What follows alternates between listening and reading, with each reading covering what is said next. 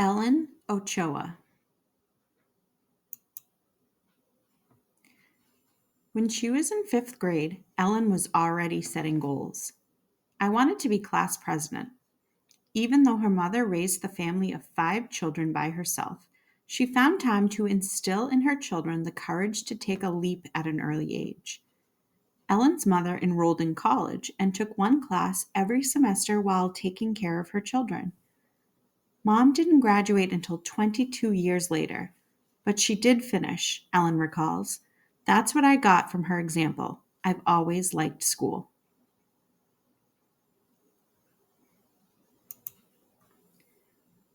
When Ellen graduated from high school in 1975, Stanford University immediately offered her a 4-year scholarship, but she declined it so she could stay closer to home and help with her family.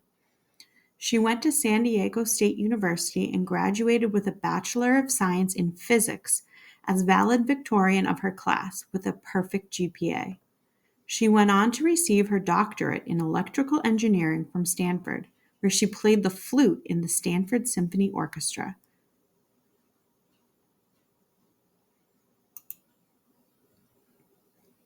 When Ellen was not bicycling, playing volleyball, or earning her pilot's license, she was propelled to learn. Many different things caught her attention.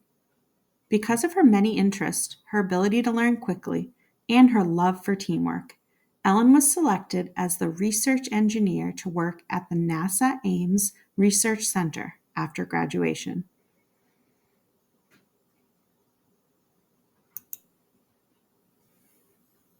Ellen played with light beams, examined rays and electrons of lasers and holograms. With a team, she became a co-inventor in the development of optical inspection systems. She supervised 35 engineer scientists. Ellen's motto, "Only you put limitations on yourself about what you can achieve." Ellen's next goal was to perform scientific experiments in space using her inventions. But to go on a space mission, she needed to become an astronaut first. Growing up, it had never occurred to her. "When I was a girl, I never imagined being an astronaut," she said. It wasn't until the first 6 female astronauts were selected in 1978 that women could even think of it as a possible career path.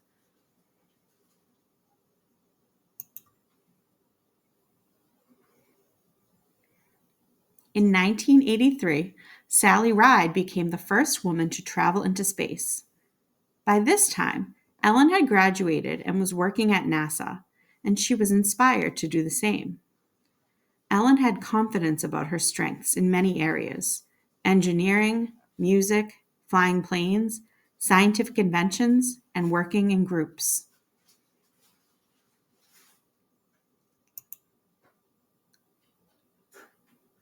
Ellen was selected as an astronaut in January 1990. Training to become an astronaut is rigorous. She learned to scuba dive in a tank so she could experience weightlessness, to spacewalk, to fly in T-38 jets, and to use robotic arms in a shuttle training aircraft. "I was in training for 3 years before my first mission. Some astronauts have waited 10 years, even 16. Arriba! Up, up, up, up. In 1993, Ellen flew into space as a mission specialist aboard the Space Shuttle Discovery mission STS-56. On the 9-day mission, 200 miles from Earth, going 5 miles per second, she controlled the robotic arm and captured a satellite used for the study of the sun. Being an astronaut excited Ellen because it allows you to learn continuously, like you do in school, she said.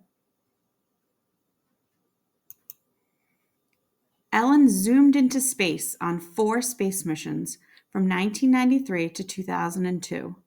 In each journey with her team, she performed different maneuvers of increasing difficulty.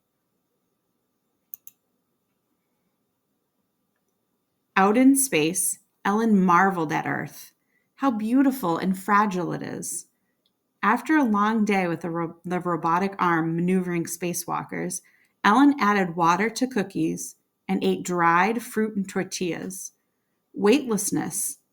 She did a front flip while brushing her teeth.